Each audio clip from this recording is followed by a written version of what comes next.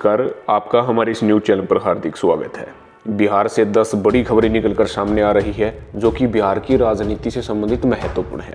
आपसे आग्रह है कि इस वीडियो को ध्यान से सुनिएगा, देखिएगा, चैनल को जरूर सब्सक्राइब कीजिएगा। सबसे पहली और बड़ी खबर निकलकर सामने आई है कि अमित शाह ने साफ तौर पर चिराग पासवान के बारे में बड़ा ऐलान किया है। उन्होंने कहा है कि चिराग को प्राप्त सीटें एनडीए गठबंधन देना चाहता था, लेकिन फिर भी चिराग पासवान नहीं माने हैं। एक चैनल से बातचीत के दौरान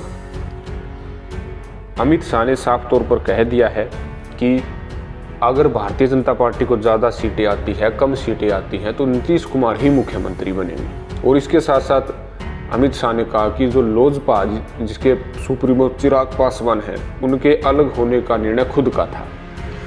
एनडीए गठबंधन भारतीय जनता पार्टी चिराग पासवान को अच्छी खासी सीटें देना चाहती थी, लेकिन फिर भी चिराग पासवान ने उनका प्रस्ताव न मानकर अकेले चलो का नारा देते हुए मैदान में कूद पड़े। अमित शाह के बयान के तुरंत बाद चिराग पासवान ने जमुई से भाजपा की प्रत्याशी श्रेयसी को समर्थन दे दिया है। जमुई विधानसभा सीट से भारतीय जनता पार्टी की श्रेयसी को लोजपा के चिराग पासवान ने समर्थन दिया है। पासवान ने पार्टी कार्यकर्ताओं से श्रेयसी की विजयी बनने के लिए हर संभव मदद करने के लिए कहा है। बता दें कि जमुई से रामविलास पासवान और चिराग का जमीनी रिश्ता भी है। तो आपको बता दें कि एक तरफ अमित शाह जहां पर चिराग पासवान को लपेटे में ले रहे हैं, दूसरी तरफ भारतीय जनता पार्टी के समर्थन में भी चिराग पासवान आ चुके हैं। अगली बड़ी खबर है, जिन्ना के एंट्री के बाद अब विवाद में कूद पड़े हैं कांग्रेस पार्टी के सुरजेवाला और गिरिराज। आपको बता दें कि कांग्रेस पार्टी ने टिकट मशकूर अहमद उसानी को दी थी, जिसमें नाराज ऋषि ने उस्मानी को देशद्रोही और जिन्ना का पुजारी बता दिया था। ऋषि ने कहा कि एएमयू के पूर्व नेता उस्मानी के खिलाफ राजद्रोह का केस दर्ज है। उस्मानी को जिन्नावादी बताने पर कांग्रेस महासचिव रणदीप सुरजेवाला ने बचाव किया। उन्होंने कहा कि उस्मानी ने कभी जिन्ना की विचारधारा का समर्थन नहीं किया है। गिरिराज सिंह ने पलटवार किया कि उस्मानी ने एएमयू में जिन्ना की तस्वीर लगाई थी। तो अगली बड़ी खबर है, बागी भाजपाइयों के निशाने पर आ गए हैं डिप्टी सीएम सुशील मोदी।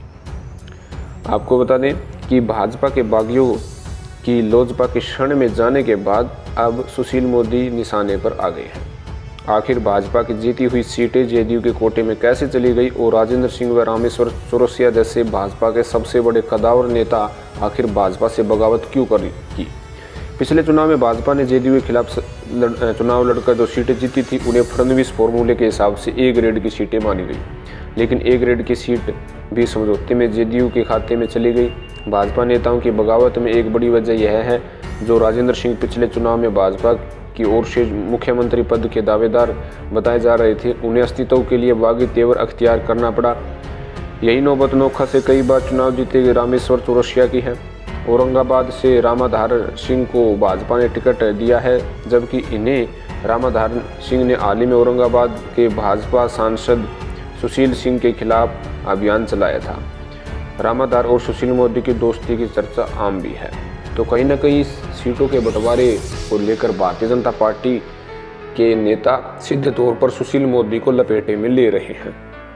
अगली बड़ी खबर निकलकर सामने आ रही है कि राहुल गांधी 23 को 2 रैलियां संबोधित करेंगे। राहुल गांधी 23 अक्टूबर को चुनावी अभियान की शुरुआत करेंगे। वह एक दिन में 2 रैलियों को संबोधित करेंगे। राहुल इसुआ और कहलगांव में रैली करेंगे। उधर उसी दिन पीएम नरेंद्र मोदी सासाराम, गया और भागलपुर में रैलियां करेंगे। महागठबंधन का घोषणा पत्र तैयार हो चुका है, घोषणा भी कर दी गई है। 10 लाख नौकरियां देने का वादा किया है। महागठबंधन ने साझा घोषणा पत्र जारी किया। तेजस्वी ने सरकार बनने पर पहली कैबिनेट से 10 लाख नौकरियों को मंजूरी व सरकारी नौकरियों की परीक्षाओं के लिए शुल्कों को भी माफ़ करने और परीक्षा के लिए यात्रा भत्ता देने का वादा किया है। जीविका दीदियों मानदेय दुगना करने का भी वादा किया है। इस दौरान कांग्रेस के सुरजेवाला और वामदल के नेता भी मौजूद थे। पलायन युवाओं की मजबूरी मगर नहीं बनता चुनावी मुद्दा। राज्य में उद्योग धंधों का अभाव होने से रोजगार के लिए युवाओं के सामने बाहर जाने के सिवाय कोई विकल्प नहीं है, लेकिन फिर भी हर चुनाव में पाल्यान का कोई भी मुद्दा बिहार में नहीं बनता है। ये एक बड़ी कह सकते कि बिहार की राजनीति में एक गलत दृष्टिकोण है। आखिर बिहार की राजनीति पाल्यान से संबंधित क्यों नहीं होती है? उद्योग धंधों के अभाव के कारण, रोजगार न मिलने के कारण बिहार के युवा दूसरे राज्यों में जाकर तरह तरह की छोट-मोट नौकरियां करते हैं और जिससे बिहार के युवा हमेशा अपने घर न रहकर बाहर ही ज़िंदगी व्यतीत करते हैं। तो आपका इस मुद्दे पर क्या कहना है, ज़रूर कमेंट करके बताइएगा। आप अपनी प्रतिक्रिया कमेंट बॉक्स में भी डाल सकते हैं। हम बिहार की तमाम बड़ी खबरें आपको इस चैनल पर देते रहेंगे। अगर आपने हमारे इस न्यूज़ चैनल जनहित न्यूज़ को सब्सक्राइब नहीं किया तो अभी कर लीजिएगा। धन्यवाद। जय हिंद।